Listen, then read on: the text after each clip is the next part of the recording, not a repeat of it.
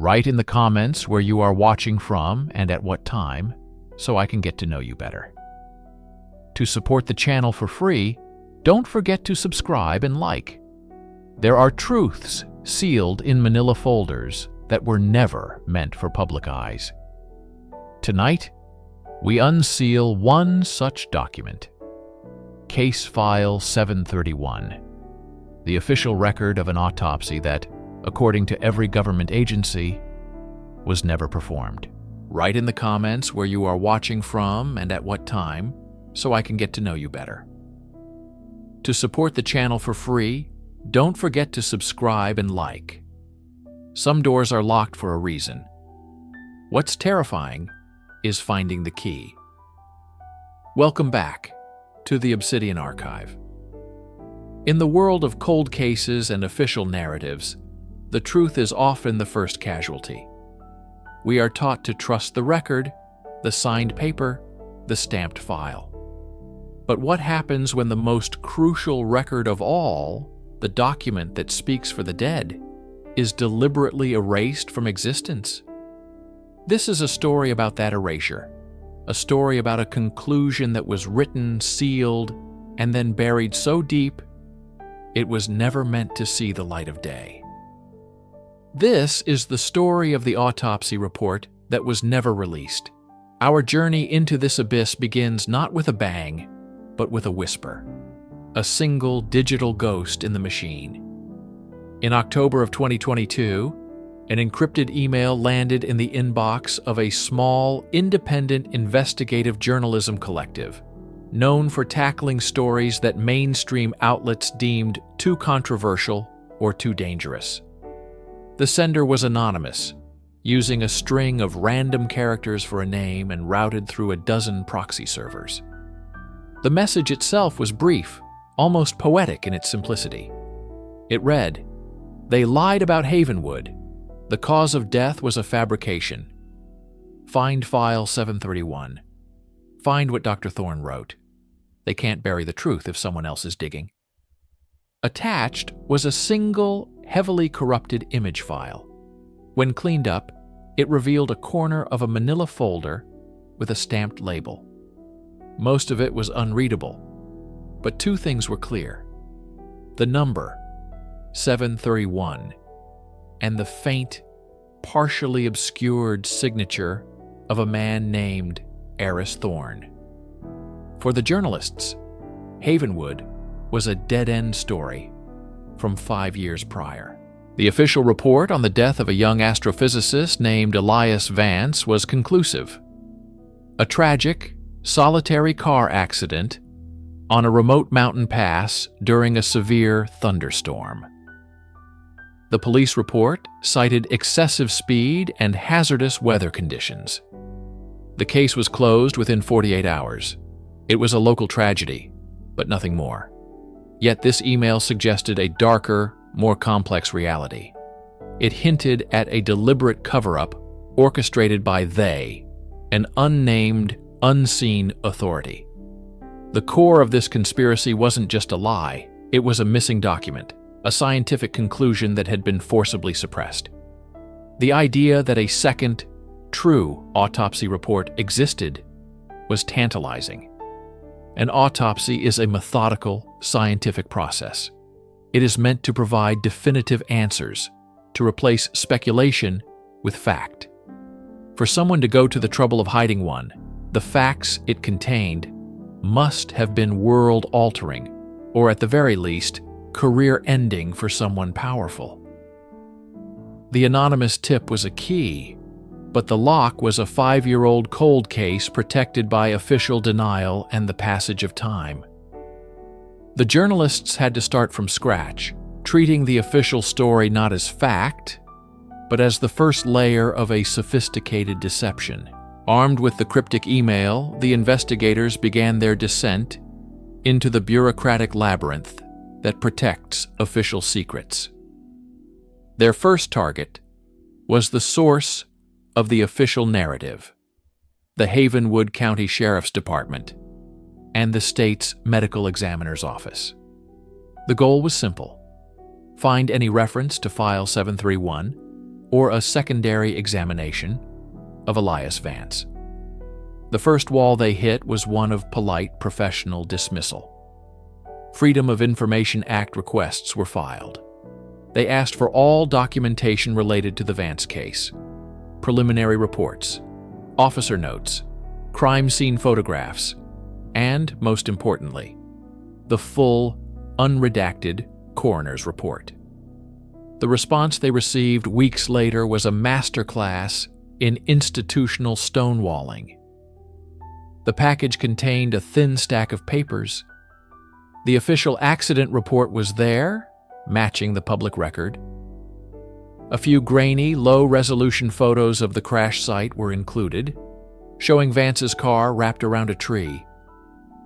But the autopsy report was a summary, not the full document.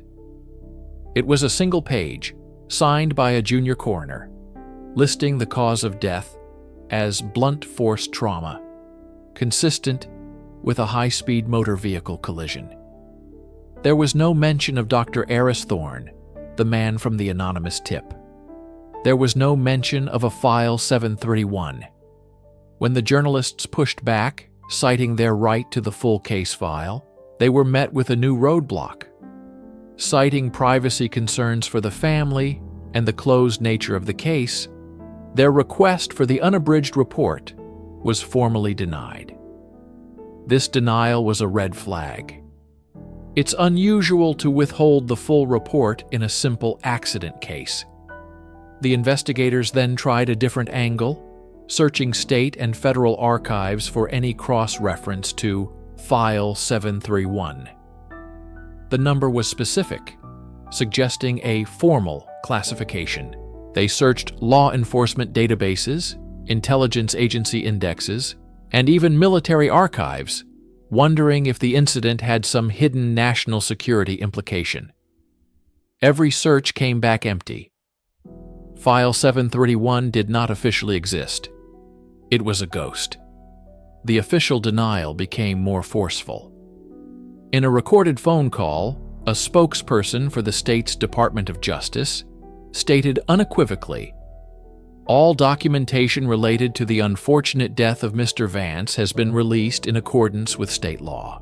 Any suggestion of a secondary, classified, or suppressed report is baseless conspiracy theory. The case is, and remains, closed." This is a classic tactic used to bury inconvenient truths. You don't just hide the document, you deny its very existence. You create a reality where the search for the truth is not just difficult, but appears delusional. The investigators were being painted as conspiracy theorists chasing a phantom file. But the anonymous tipster had been certain. They can't bury the truth if someone else is digging. The official denial wasn't an end to the investigation. It was confirmation that they were digging in the right place. The sheer amount of resistance was proportional to the secret being protected. The autopsy report that was never released was not just missing. It was being actively and powerfully kept hidden. To understand why an autopsy report would need to be buried, we must return to the source. We must reconstruct the final hours of Elias Vance. The official story is simple, but the deeper you look, the more the simplicity unravels. Elias Vance was not just a graduate student. He was a brilliant radio astronomer working at the remote Black Ridge Observatory, a facility known for its deep space listening projects. On the night of his death, he wasn't joyriding. He had called his sister in a state of agitation, telling her he had found something. "An anomaly," he'd said. "A signal that isn't supposed to be there. It's not noise. It's structured. I have to drive it to the university tonight." He was adamant, telling her he couldn't risk sending the data electronically. That was the last time anyone heard from him. The storm that night was severe, but Vance was an experienced driver, familiar with the treacherous mountain road connecting the observatory to the city. The accident occurred on a relatively straight stretch of road. The official report notes a single set of tire tracks leaving the pavement. No other vehicles were involved. But a confidential source, a tow truck driver who was first on the scene, told investigators a different story years later, one he never gave to the police out of fear. He said the scene felt wrong. Vance's car was mangled, but the damage seemed odd. There was a strange, almost surgical-looking scorch mark on the roof of the car, and the electronics, including Vance's laptop, which held his data, were completely fried, as if hit by a massive electromagnetic pulse. The police report makes no mention of this. Furthermore, dispatch logs, which the journalists managed to obtain through a leak, show a flurry of activity that night, which was never made public. Before the 911 call reporting the crash, there were multiple reports from residents miles away of strange, silent, low-flying lights in the vicinity of Black Ridge. These reports were dismissed as public panic related to the thunderstorm. But taken together, a new picture emerges. Vance discovers a structured signal from deep space. He downloads the data, convinced of its importance. He attempts to transport it physically, avoiding the network. He drives through a storm on a remote road where strange lights are being reported. His car's electronics are inexplicably destroyed, and he crashes on a straight road. This was no simple accident. This was an event that left behind a body that would tell a story that someone or something wanted to silence. The first step in silencing that story would be to control the narrative of how he died.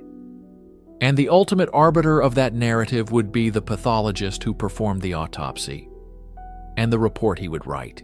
Every buried story has a gatekeeper. For File 731, that gatekeeper was Dr. Elias Vance. He was not the junior coroner who signed the public summary. Thorne was the chief medical examiner for the state, a legend in the field of forensic pathology. He was known for his meticulous work, his refusal to be swayed by political pressure, and his almost obsessive dedication to finding the truth within the silent tissues of the dead. He was the man you called for the cases that made no sense, the deaths that defied easy explanation. And according to state employment records, he was on duty the night Elias Vance's body was brought to the state morgue. The investigators began digging into Thorne's life, and what they found was a portrait of a man who, at the peak of his career, simply walked away. 2 weeks after the Havenwood incident, Dr. Thorne, a man with a spotless 30-year record, abruptly resigned, citing personal health reasons. He sold his house for cash in a matter of days, liquidated his assets, and disappeared. His colleagues were stunned. They described a man who had become withdrawn, paranoid, and agitated in his final 2 weeks. One former assistant, speaking on the condition of anonymity, recalled Thorne working late into the night on the Vance case, locking himself in the autopsy suite. He mentioned Thorne had muttered about cellular anomalies and biomarkers he'd never seen. He said the official cause of death was a pathetic, insulting fabrication.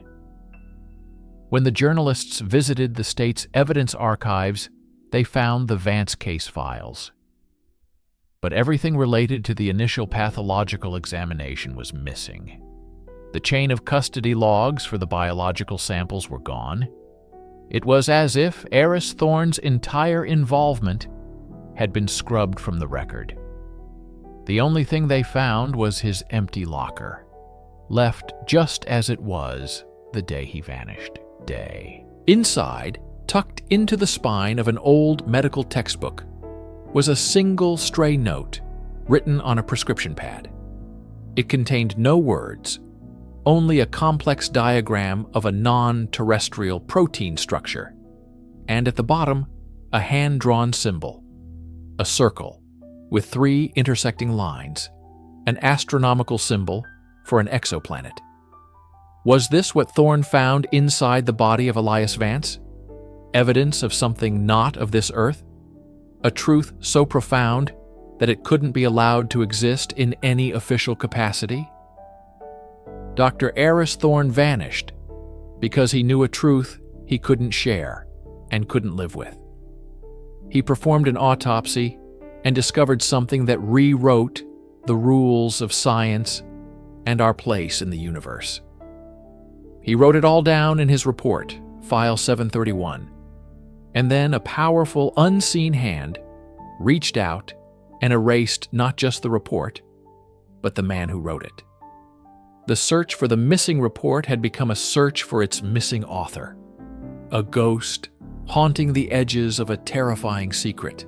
Write in the comments where you are watching from and at what time, so I can get to know you better.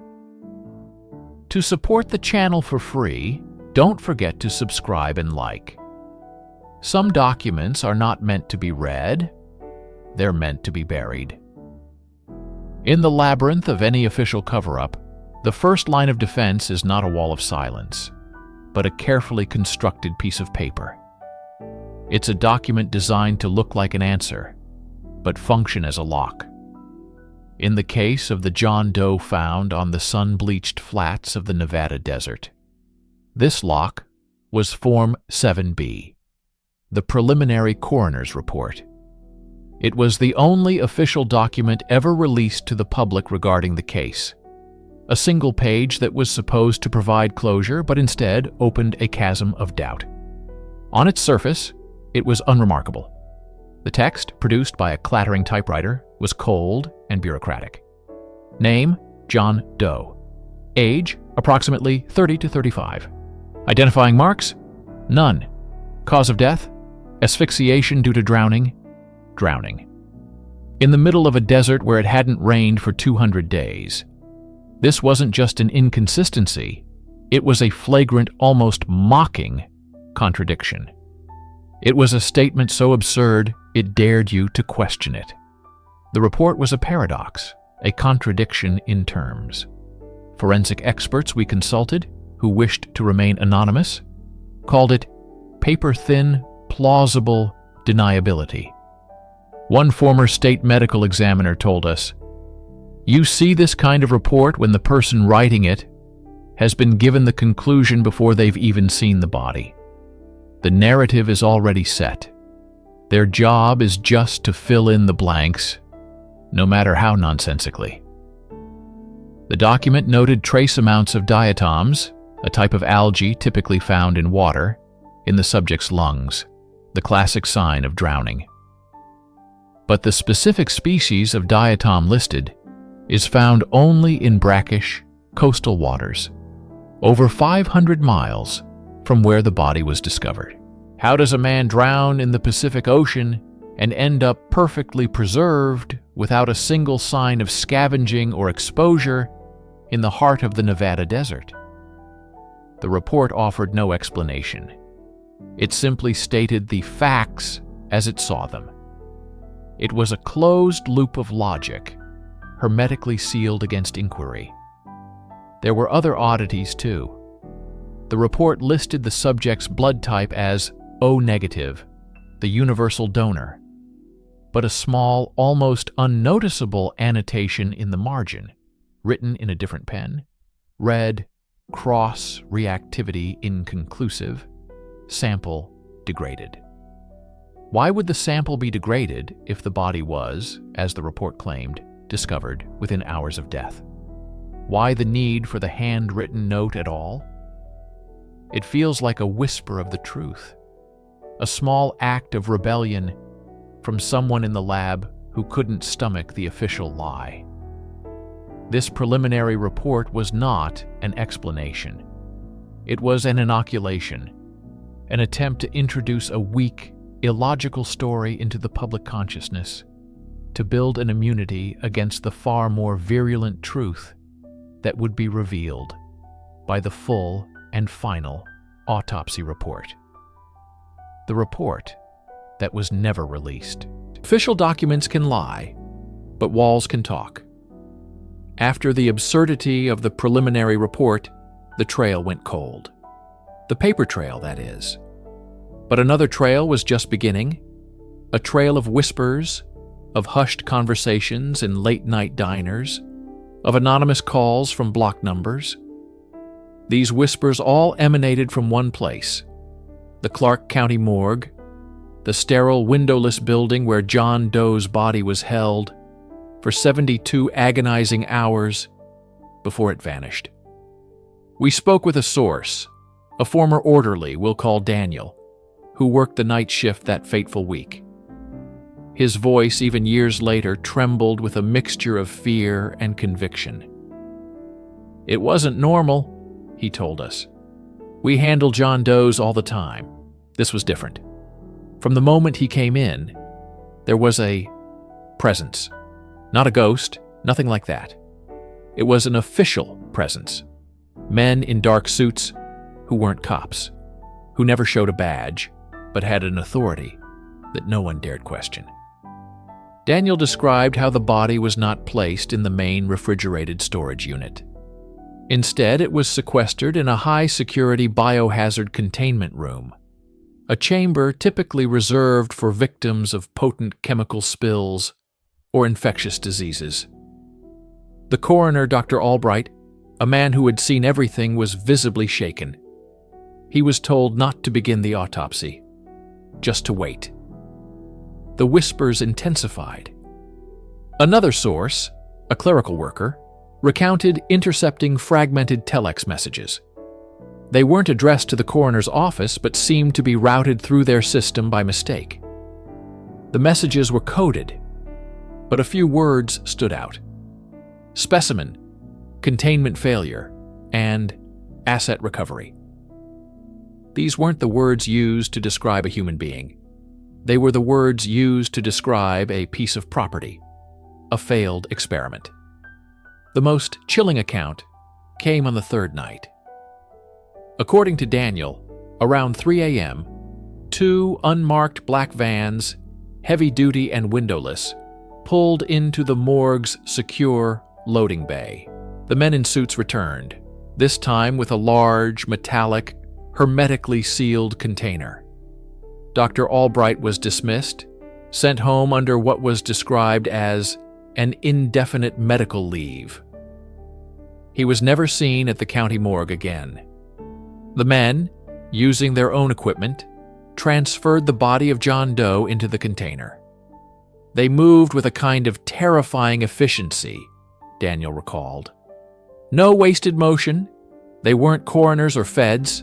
They were handlers, like they were moving something precious, but dangerously unstable. The body was gone before sunrise. All logs from that night were wiped. The security camera footage was erased. The only thing left was the lingering smell of ozone and disinfectant, and a deep, pervasive fear among the staff.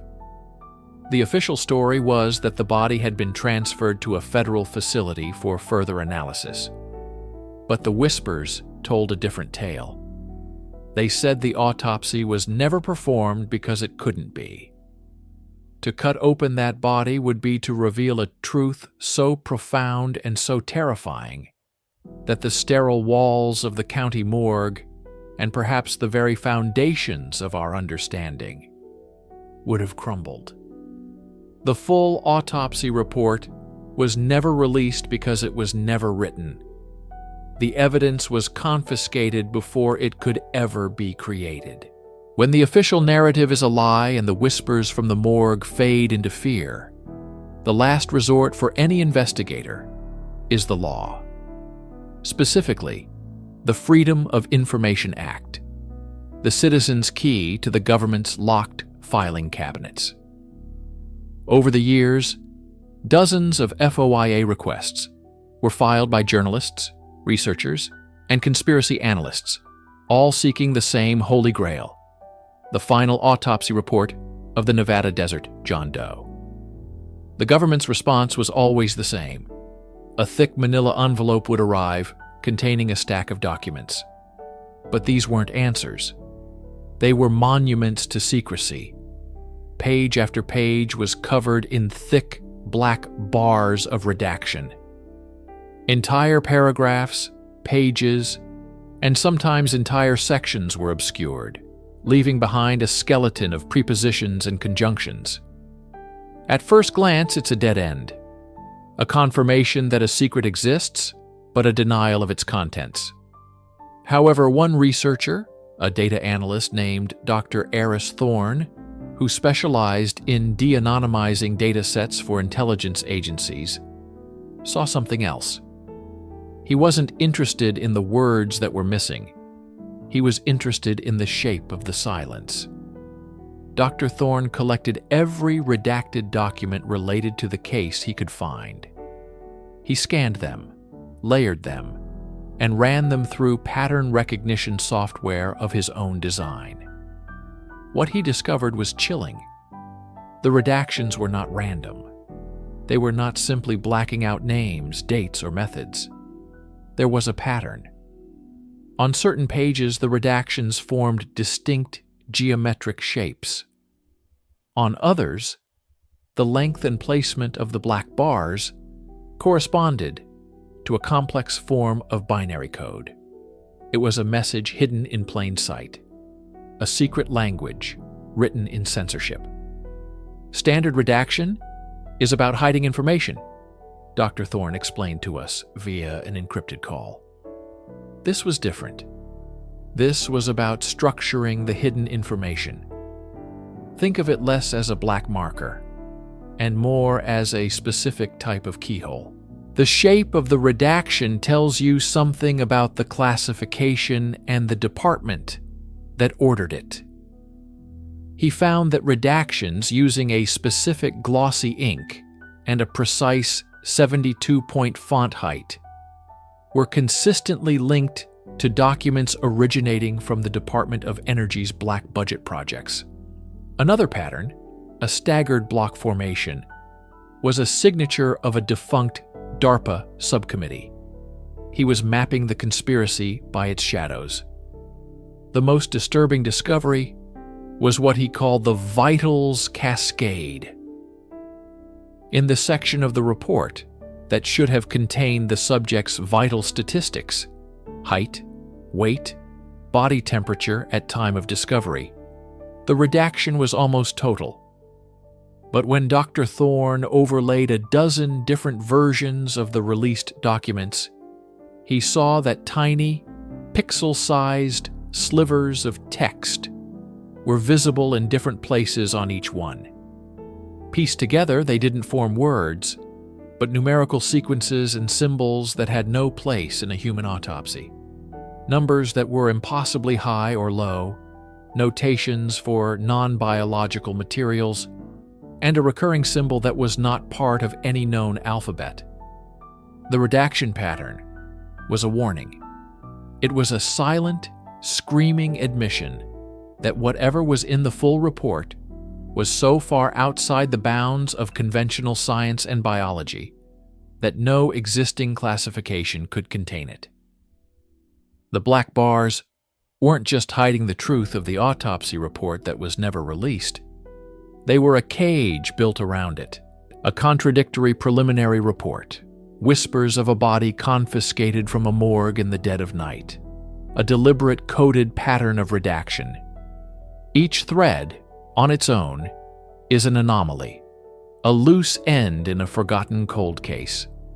But when woven together, they form a tapestry of a conspiracy so profound it challenges the very definition of what it means to be human.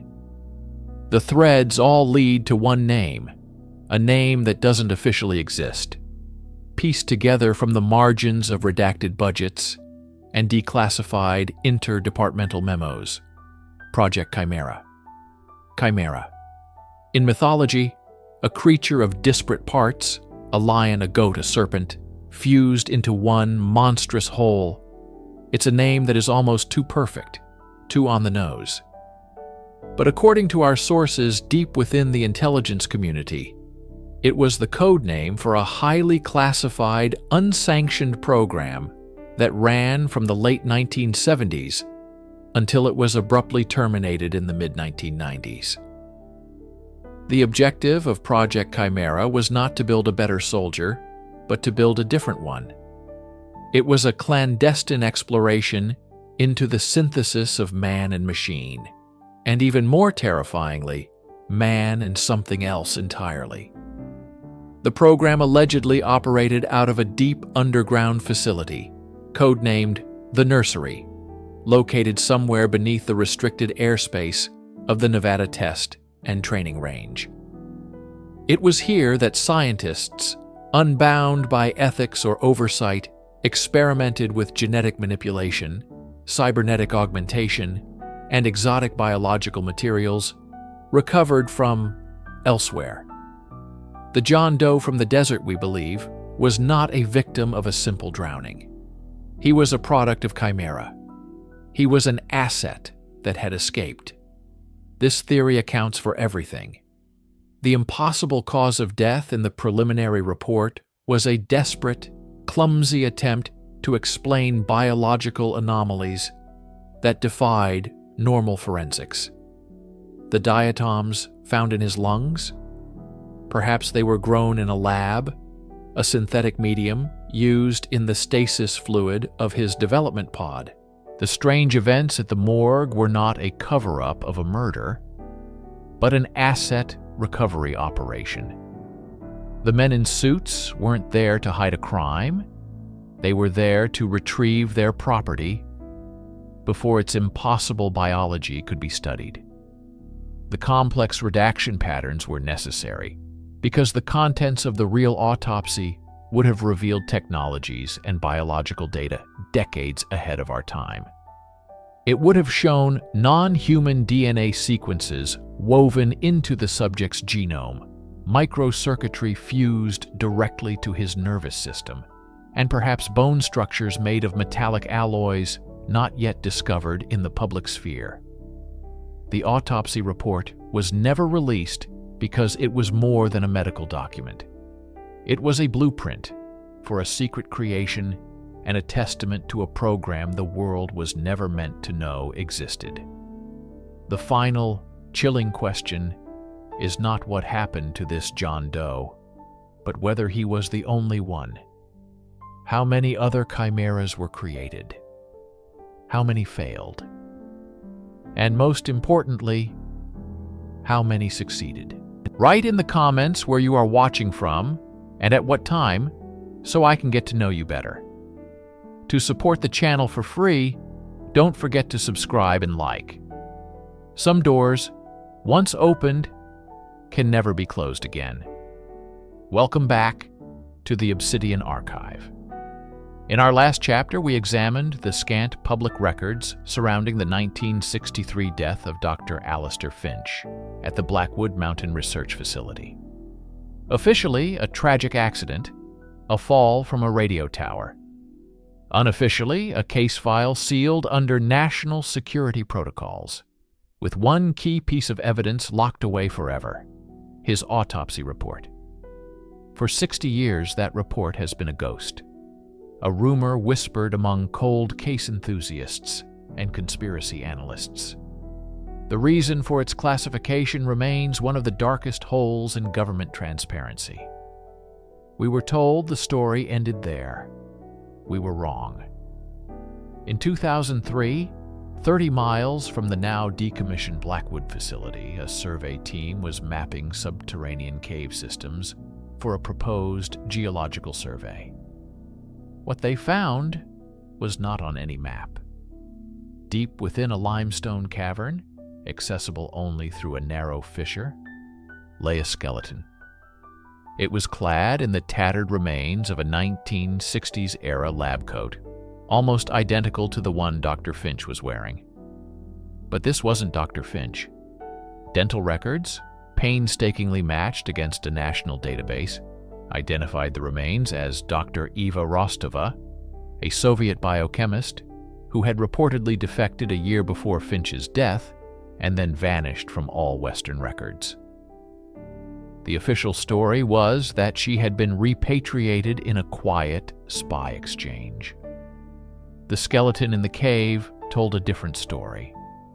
The discovery was immediately flagged by the Department of Defense. Within hours, the site was swarmed by men in unmarked vehicles. The local sheriff's department was thanked for their time and escorted away, and a total media blackout was imposed. The cave was sealed, dynamited shut under the guise of geological instability. The official county coroner's report on Rostova simply reads, "Remains transferred to federal jurisdiction. Case closed." Why was the body of a long-forgotten Soviet defector found dressed like Dr. Finch miles from his supposed accident? And why did her discovery trigger the same level of extreme secrecy that buried Finch's autopsy report 6 decades ago? The connection felt undeniable. It suggested that whatever happened on Blackwood Mountain wasn't an isolated incident. It was part of a larger, darker narrative. The unreleased autopsy report on Alistair Finch was no longer just about one man's death. It was now inextricably linked to a second body, a second disappearance, and a cover-up that spanned the entire Cold War and beyond. The ghost of that report now had a companion. The official channels were stone walls. Freedom of Information Act requests were denied, citing national security exemptions that were themselves classified. Every lead we pursued regarding Dr. Finch and Dr. Rostova ended in a redacted file or a dead end. Then, we received an encrypted email. The sender identified themselves only as Janus. They claimed to have been a junior archival clerk at the Department of Defense Records Center in the late 1970s. For 1 week, they said, they were tasked with transcribing and cross-referencing sensitive Cold War-era files for a new, highly classified digital database. One of those files was the complete, unredacted autopsy of Dr. Alistair Finch. We arranged a meeting. The location was a disused subway station, the air thick with the smell of damp concrete and ozone. He was an old man, his face lost in the deep shadows of his coat's upturned collar. He spoke in a low, trembling voice, constantly scanning the darkness around us. He never saw the full report, he explained. He was only given sections at a time, pages with a single ominous red stamp, Project Chimera. His job was to digitize the medical examiner's notes. He told us the language in the report was unlike anything he had ever seen. It was filled with terminology he didn't recognize, describing cellular structures with annotations like non-eukaryotic and synthetic protein lattice. He recalled a specific chilling phrase from the medical examiner's summary. The subject's biological framework is fundamentally incompatible with baseline terrestrial life. Janus explained that 2 days into the project, 2 men in dark suits arrived. They didn't identify themselves. They confiscated all the documents, the digital tapes, and his logbook. They informed him his assignment was over and that he would sign a national security oath, binding him to silence for life under penalty of treason. He was reassigned to a mundane post office sorting facility the next day and remained there until his retirement. Before he melted back into the shadows of the tunnel, he left us with one final piece of information. The file for Dr. Finch's autopsy had a cross-reference tag, a link to another file. He only saw the designation for a moment before it was taken. Hawthorne Directive, Response Protocol 7. He didn't know what it meant, but he knew it was the reason the report was buried so deep. The testimony of Janus confirmed our darkest suspicions. The autopsy report was never released because it wasn't a record of a death. It was a record of a discovery. Janus's testimony provided the context, but the core of the mystery remained locked within the scientific language of the report itself. Incompatible with baseline terrestrial life. Synthetic protein lattice. These were not phrases one finds in a standard coroner's report. They pointed to something terrifyingly novel. Through a contact at a European intelligence agency, we obtained a single, heavily degraded page, allegedly photocopied by a sympathetic source in the 1980s and smuggled out of a NATO archive. It is believed to be page 12 of the Finch autopsy. The document is a mess of chemical diagrams and electron microscopy data. But what it shows is staggering. According to the notes scrawled in the margin, Dr. Finch's tissue samples displayed alarming anomalies. His red blood cells were not biconcave discs, but crystalline hexagonal structures that appeared to carry oxygen with an efficiency far exceeding human norms. More disturbing was the analysis of his neural tissue. The report describes a network of filaments integrated with his neurons that were not biological. They were composed of a silicon-gallium alloy, forming a secondary, microscopic processing layer within his brain. It was a form of nanotechnology that, even by today's standards, remains theoretical. This was not a man with a unique medical condition. This was evidence of something fundamentally altered, or perhaps something not entirely human. The report theorized that these anomalous biological markers, or ABMs, were not a natural mutation. They were too uniform, too precise, too engineered. The examiner posited that Dr. Finch, and by extension Dr. Rostova, were subjects or victims of an experiment that had grafted non-biological technology onto a human host at the cellular level. This explains the extreme secrecy. The existence of such technology in 1963 would have shattered the global balance of power. It would have rewritten our understanding of biology, technology, and what it means to be human. The Cold War wasn't just being fought with spies and nuclear weapons. It was being fought in laboratories with the human body as the battlefield. The autopsy report on Dr. Alistair Finch was never released because it was irrefutable proof of this secret war.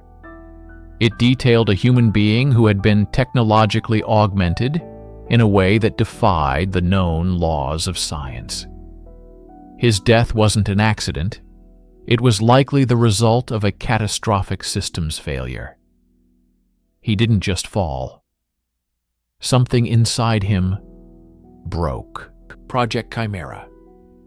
Anomalous biological markers. The final piece of the puzzle was the name Janus gave us, the Hawthorne Directive. This was not a project name. It was a protocol, a contingency plan. After months of digging through declassified military archives and cross-referencing thousands of pages of budgetary documents, we found it.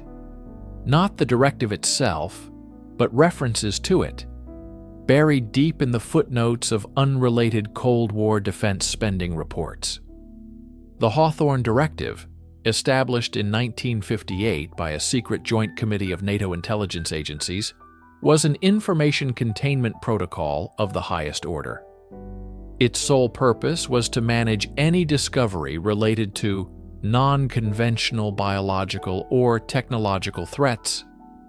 This included everything from advanced Soviet bioweaponry to, and this is a direct quote from a leaked memo, the recovery and suppression of artifacts and entities of non-terrestrial origin. The directive laid out a clear, terrifyingly efficient process. Level 1. Immediate seizure of all evidence and data by a designated military intelligence unit. Level 2. Indefinite classification of all related materials under state secrets provisions. Level 3. The creation of a plausible, mundane cover story to be disseminated to local authorities and the press. And Level 4, the most chilling, the neutralization of civilian or military witnesses deemed to be security risks. Suddenly, it all made sense. The death of Dr. Finch and the disappearance of Dr. Rostova triggered the Hawthorne Directive.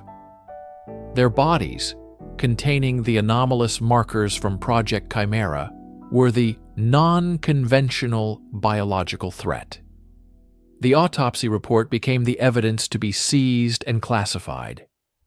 The accidental fall was the Level 3 cover story.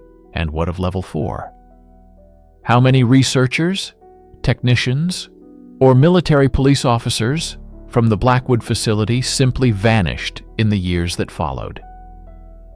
The directive wasn't just a response to a single incident. It was a system, a dark machine designed to erase events from history. It ensures that discoveries that could challenge our understanding of the world or shift the balance of power are never allowed to see the light of day. The unreleased autopsy report isn't just a document about one man's death. It is a testament to the existence of a shadow government protocol that decides what we are and are not allowed to know. The Hawthorne Directive is likely still active today, a silent guardian standing between us and a reality we are not deemed ready to handle. And it leaves us with the ultimate, terrifying question. What else have they found? Write in the comments where you are watching from and at what time, so I can get to know you better. To support the channel for free, don't forget to subscribe and like.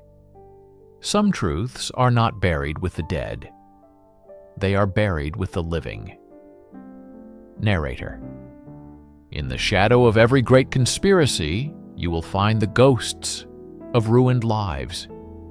Not the victims at the center of the mystery, but those who dared to pull at the thread, only to find it was attached to the pillars of their own existence. The case of the unreleased autopsy report is no different. It is a story marked by a trail of professional and personal devastation, a systematic dismantling of anyone who got too close to the truth, sealed within that phantom document. Consider Dr. Alistair Finch, a respected medical examiner with a career spanning 3 decades, known for his meticulous, almost obsessive attention to detail. He was the first to handle the body, the one who conducted the examination. His preliminary notes, leaked years later by a sympathetic clerk, spoke of anomalies that defied conventional explanation, cellular structures he had never encountered, tissue damage inconsistent with any known weapon. But before his full report could be filed, Finch was subjected to an intense internal review. Suddenly, old cases were re-examined. Minor procedural errors from a decade prior were magnified into career-ending scandals. He was publicly shamed, accused of gross incompetence, and stripped of his license. He retreated into a life of obscurity, his voice silenced, his credibility shattered. His fate served as a chilling warning to his colleagues. Then there was Julian Thorne, an investigative journalist with a reputation for breaking stories that made powerful people uncomfortable.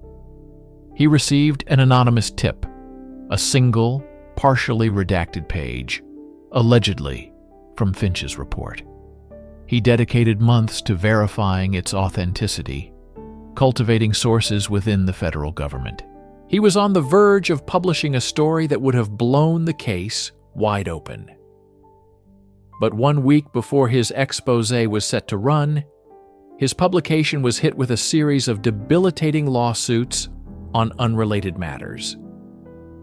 Simultaneously, a carefully orchestrated smear campaign began online, painting him as a fabricator, a sensationalist peddling dangerous fiction. His sources went silent, his editors buckled under the pressure, and the story was killed. Thorne lost his job, his reputation, and his will to fight. Finally, consider Agent Miller, a junior field agent assigned to the initial investigation. Idealistic and sharp, he noticed the inconsistencies immediately. The impossibly clean crime scene, the missing surveillance tapes, the unusual interagency task force that swooped in and seized control of all evidence, including Dr. Finch's preliminary findings. Miller began asking questions, filing internal memos that were consistently ignored or returned with warnings to stay within his designated parameters. His persistence was not rewarded with promotion, but with a transfer to a bureaucratic black hole, a desolate records office in a forgotten corner of the country. He was tasked with archiving declassified documents, a career death sentence. Finch, Thorne, and Miller. A doctor, a journalist, and an agent. 3 different professions, 3 different lives, all converging on a single, forbidden truth, and all systematically neutralized. Their stories are the human cost of secrecy, a testament to the ruthless efficiency of a machine designed to protect a secret at any price. They were not just discredited. They were erased from the official narrative, their expertise and integrity sacrificed to ensure that the questions raised by that unreleased autopsy report would never be answered. Narrator: a story without evidence is just a myth.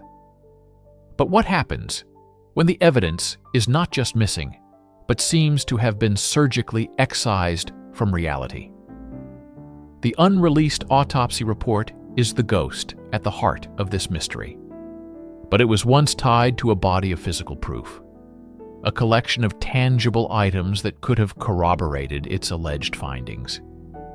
Today, every single one of those items is gone.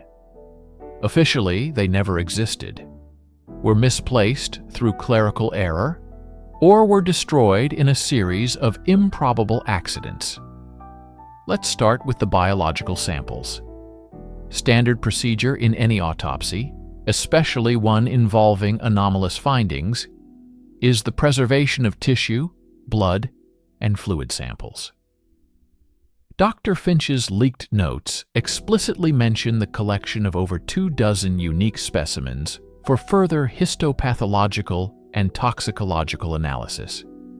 These samples would have been the smoking gun, offering irrefutable scientific proof of the bizarre claims. Yet, official records show no such samples were ever logged into the Federal Evidence Repository. The chain of custody form is suspiciously blank, signed off by an agent from a department that, according to other government records, was disbanded 2 years prior. The samples vanished somewhere between the coroner's lab and the federal facility. Then, there are the crime scene photographs. At least 3 rolls of film were taken by the initial forensic team. We know this from their equipment logs. These images would have captured the scene before it was sanitized, potentially showing details that were later scrubbed from the official record. But the developed photographs submitted to the case file are strangely sterile.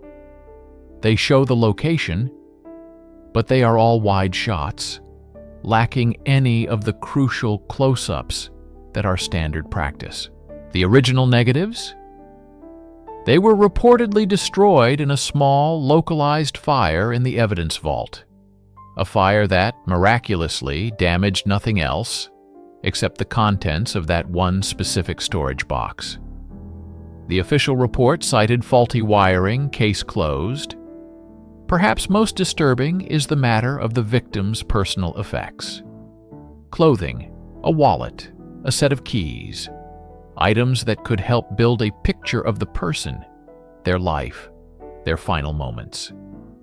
The clothing, in particular, would have been critical for fiber analysis and for corroborating the nature of the injuries described in the Phantom Report. According to the property log, these items were collected and sealed in an evidence bag. But the bag that now sits in the archive, bearing the correct case number, contains only rocks, weighed to match the original entry. It's a brazen, almost mocking substitution. This systematic eradication of evidence goes beyond mere incompetence or coincidence. It suggests a coordinated, deliberate effort to create a vacuum around the event itself. By destroying the samples, the photos, and the personal effects, the architects of this cover-up ensured that the unreleased autopsy report could never be independently verified. It was pushed into the realm of speculation and conspiracy theory. Without the physical evidence, the report becomes a document without context, a claim without proof, making it all the easier to dismiss, and making those who speak of it appear delusional. It is a perfect crime, not against a person, but against the truth itself. Narrator. To comprehend the lengths to which powerful entities went to bury this autopsy report, we must pull back from the details of the case and look at the larger chessboard. The incident did not occur in a vacuum. It happened at the height of the Cold War, a period of intense paranoia, clandestine operations, and technological brinkmanship between global superpowers. In this context, a single anomalous death could be more than a homicide. It could be an international incident, a threat to national security, or the exposure of a secret so profound it could shift the global balance of power. So, who was the unidentified victim? One prevailing theory, pieced together from whispers in the intelligence community, suggests the individual was not a citizen, but a high-level defector from a rival nation. Not a diplomat or a soldier, but a scientist. This scientist was allegedly involved in a secret bioweapons program, a project far beyond the scope of what was publicly known. The autopsy, therefore, may have revealed more than a cause of death. It may have revealed the nature of this advanced biological research. Perhaps the anomalies Dr. Finch noted were evidence of genetic manipulation or exposure to an engineered pathogen. Releasing such a report would have had catastrophic consequences. It would have publicly confirmed the existence of a terrifying new weapon, potentially violating international treaties and triggering a devastating arms race in a new, terrifying domain. Secrecy would have been paramount. Another theory points towards espionage technology. During the Cold War, both sides experimented with advanced surveillance and assassination tools. Is it possible the victim was an operative, either ours or theirs, who was eliminated with a next-generation weapon? The autopsy might have uncovered a microscopic tracking device, a sophisticated chemical agent that mimics natural causes, or an injury inflicted by a technology that was supposed to remain secret. The report would have been a technical blueprint of a classified asset. Its suppression would have been a matter of protecting a critical intelligence advantage. The very existence of the interagency task force that seized control of the investigation lends credence to these geopolitical theories. Local police and standard federal agents were pushed aside by a shadowy group with seemingly unlimited authority. These are the hallmarks of a counterintelligence operation. The objective was not to solve a murder, but to contain a leak of sensitive information. The body was not a victim, it was a security breach. Seen through this Cold War lens, the trail of ruined careers and destroyed evidence is not just a cover-up. It's a standard national security protocol. Dr. Finch, Julian Thorne, and Agent Miller weren't silenced for getting too close to a crime, but for stumbling into a covert war, a conflict fought in the shadows, where truth is the first casualty and official documents, like this unreleased autopsy report, are the weapons. Narrator. In any labyrinth of secrets and shadows, we must be careful not to mistake our own reflection for a monster. For every theory of a government cover-up, there must be an equal and opposing consideration. What if there is nothing to cover up? What if the mystery of the unreleased autopsy report is not a conspiracy, but a construct? A modern myth born from a combination of unrelated events, misinterpretation, and the very human desire to find patterns in the chaos. This is the skeptic's view, and it is a necessary anchor to reality. Let us deconstruct the narrative. The central pillar of the entire story is the report itself, but no one has ever produced a verified, complete copy. We have whispers, rumors, and a single, unauthenticated, partially redacted page that journalist Julian Thorne allegedly received. Could this page have been a fabrication? A sophisticated piece of disinformation designed to mislead a journalist? Or perhaps even a prank that spiraled out of control? Without a verifiable source, the foundational document is built on sand. Then we have the so-called trail of discredited careers. From a skeptical perspective, these are not necessarily connected events. Dr. Finch, the medical examiner, may have indeed been incompetent. Internal reviews do happen, and careers do end over legitimate errors. Journalist Julian Thorne may have been pursuing a faulty lead with such conviction that he neglected his other duties, leading to his professional downfall. Agent Miller's transfer could have been a routine bureaucratic reassignment, common in large government agencies. It is easy to connect these disparate events with a narrative thread after the fact, but correlation does not equal causation. The destroyed evidence could also have a mundane explanation. Evidence mismanagement in underfunded, overworked departments is rampant. Files are lost, samples are improperly stored and spoil, administrative fires happen. The story of rocks in an evidence bag is dramatic, but it is also an anecdote, impossible to verify. It functions more like an urban legend than a piece of factual evidence. The grand Cold War theories, while compelling, are entirely speculative. They are arguments built upon the absence of evidence, where every missing file is seen as proof of a cover-up rather than proof of a clerical error.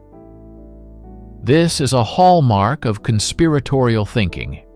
The theory becomes unfalsifiable. The lack of proof becomes the proof. From this viewpoint, the entire saga of the unreleased autopsy report is a case study in myth-making. A simple, perhaps unusual death occurred. A rumor started, fueled by the natural secrecy of government bureaucracy. This rumor was then amplified by individuals predisposed to distrust authority, and over time, it solidified into a grand conspiracy.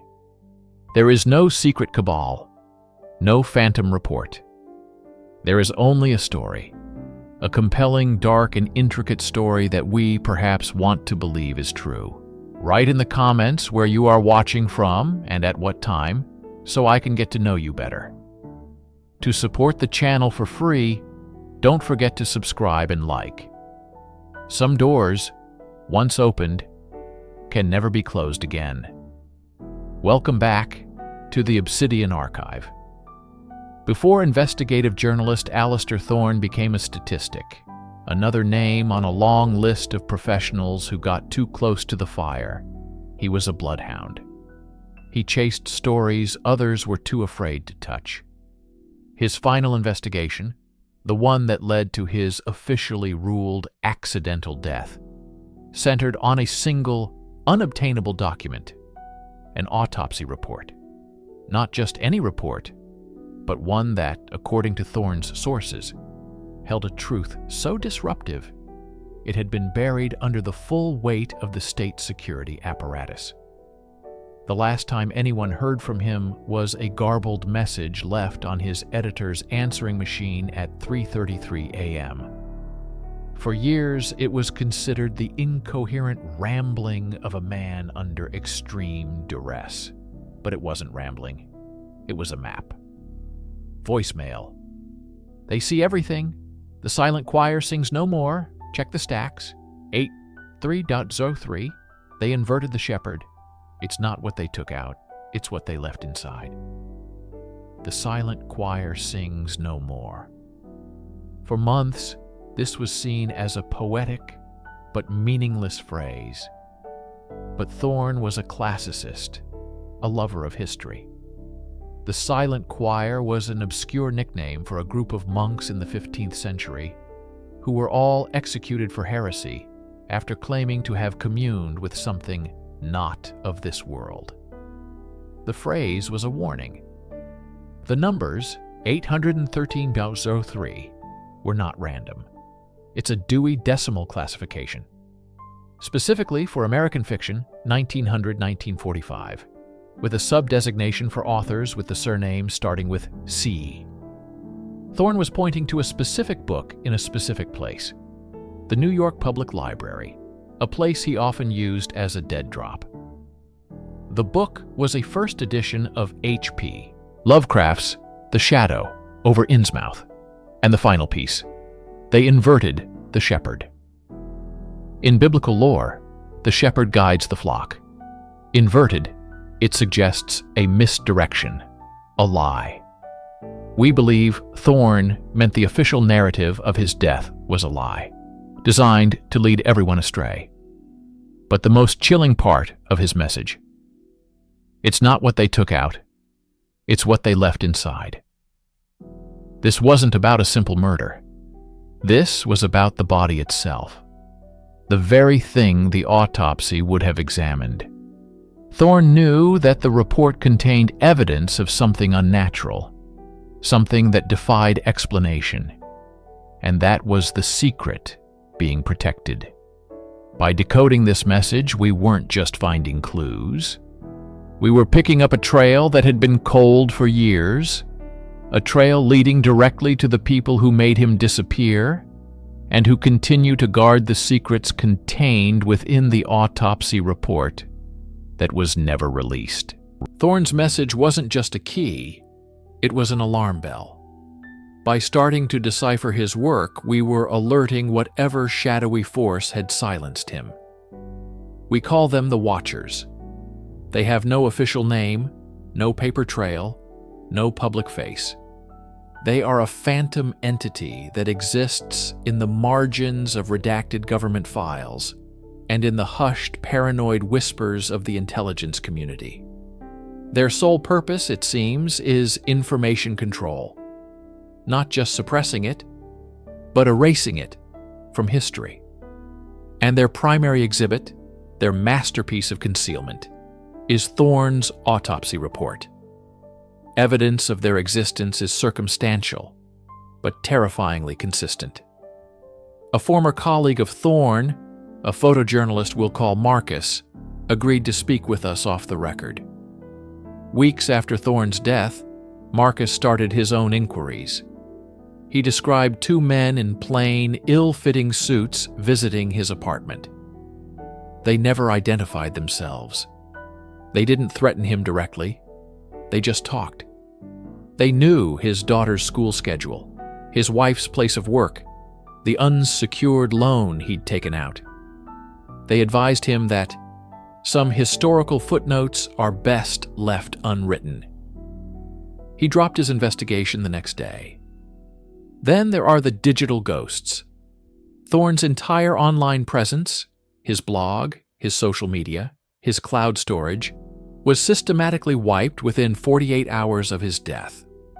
Not just deleted, but scrubbed with a precision that cybersecurity experts told us would require state-level resources. It was a digital execution. We managed to recover a fragmented hard drive from one of his old laptops. On it, we found a research folder titled Janus. It contained heavily firewalled articles about a defunct Cold War-era program designed for ontological security, a term so obscure it barely registers. It was a program designed to combat and contain threats not just to national security, but to the collective human understanding of reality itself. Is this who the Watchers are? A remnant of a program that decided what truths humanity was ready for? Their methods are subtle. A key witness in the Thorne case recants their testimony, citing confused memory. A crucial piece of evidence from the scene goes missing from the police lockup. A friendly official who promises to look into the sealed autopsy report is suddenly transferred to a remote overseas post. These aren't coincidences. They are the surgical, silent work of an organization that has made the unreleased autopsy report its sacred text of secrecy. Guarding it, not because it exposes a simple crime, but because it reveals a truth they believe the world cannot handle. To understand what happened to Alistair Thorne, you have to stand where he last stood. After months of legal petitions, citing journalistic precedent, we were granted limited access to his apartment, which had been sealed as part of a prolonged and ongoing investigation for over a decade. The air inside was thick and stagnant, a time capsule of dust and silence. The police had stripped the place of anything they deemed evidentiary, but they weren't looking for what Thorne was looking for. They were looking for signs of a struggle, a break-in, a simple crime. They weren't looking for the subtle breadcrumbs of a conspiracy. We moved through the space with reverence.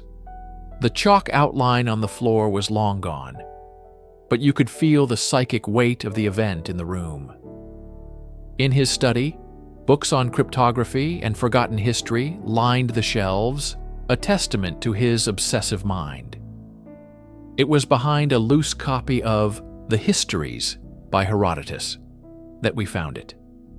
Not a hidden safe or a secret document, but something far more mundane and therefore more chilling. A small circular indentation in the plaster of the wall, with faint scorch marks around it. It was perfectly round, about the size of a coin. Forensics from the initial investigation mentioned nothing of it. We brought in a materials analyst who took microscopic samples. The report came back inconclusive, but strange. The scorch marks contained trace elements of nickel and iron, but also compounds our analyst had never encountered, describing them as having a non-standard isotopic ratio. What could have made such a mark? It wasn't a bullet hole. It wasn't from any known tool. It was an anomaly, a physical scar left by an unknown process. And it was located just inches from where Thorne's body was found. This small, overlooked detail recontextualizes everything. The accident narrative crumbles when faced with physical evidence that cannot be explained by conventional means. This mark is an echo of the event, a whisper from the past that speaks to the strangeness Thorne had uncovered. It's the kind of physical evidence that the unreleased autopsy report would have had to address, the kind of anomaly that would force a medical examiner to write words they knew would never be seen by the public. The apartment wasn't just a crime scene, it was a testament to a secret violently kept. After months of chasing shadows and speaking to hushed sources, we received an anonymous communication, an encrypted file containing a single scanned image. It was a page. Page 4, from the autopsy and toxicology report of Alistair Thorne. This was it, the holy grail of our investigation. But it was not the revelation we had hoped for. It was, in its own way, something far more terrifying. The page was almost entirely redacted. Thick, black bars, clinical and absolute, covered nearly every word. The coroner's name, the specific measurements, the descriptions of internal organs, all gone. It was a monument to secrecy, a document that screamed its own concealment. But the watchers, in their meticulous sanitization, made one mistake, or perhaps they left it there intentionally. A warning. Near the bottom of the page, under the heading Microscopic Analysis of Foreign Matter, a single line of text remained untouched. 3 words: non-terrestrial biologic particulate. Non-terrestrial. Not of this earth. The implications are staggering, pushing the boundaries of what we consider possible. It reframes Thorne's entire investigation. He didn't just uncover a murder or a government cover-up in the traditional sense. He stumbled upon proof of something else entirely. The unreleased autopsy report wasn't being hidden to protect a person or an agency. It was being hidden to protect our entire paradigm. The cryptic message, "It's not what they took out, it's what they left inside," suddenly snaps into horrifying focus. The cause of death was secondary to the evidence found within the body itself. The watchers, the remnants of Project Janus, weren't just erasing a journalist. They were performing their ontological security duty, containing a truth so profound it could shatter society. We will never see the full report. We will never know the complete truth. That single page is all we have, and all we are likely to ever have. The absence of the document has become the story. The blacked-out lines are the evidence. Thorne's death serves as a brutal punctuation mark on a question we are not allowed to ask. The final, unknowable truth is that some secrets are not meant to be kept from us for political reasons, but because someone somewhere has decided that we as a species are not ready to know. The autopsy report remains unreleased, a ghost in the machine, a testament to the fact that the most terrifying answers are the ones that are forever locked away.